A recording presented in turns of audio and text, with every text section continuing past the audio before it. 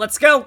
So in the Hardtex function section within the tile generator function we've been working on, we made some mistakes in this GenCon ring section. First of all, we're going to need an x64, y64 variable in the range 0 to 63 inclusive, and we're going to have to remap lx, ly into the range 0 to 63 inclusive. We're doing the modulo by hand here, and then debugging by using the modulo operator and making sure that it matches the output that we calculated here.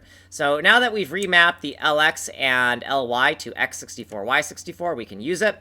And the formula for the distance to the center is going to vary depending on what side of the partition we're on. So if we are on the lower partition on the x or y, then we have to invert our calculations to get the proper distance from the center. If we are on the upper bounds of the partition, the right or bottom, then we need to just take whatever x64, y64 value we got and assign it directly to the distance from the center, x and y.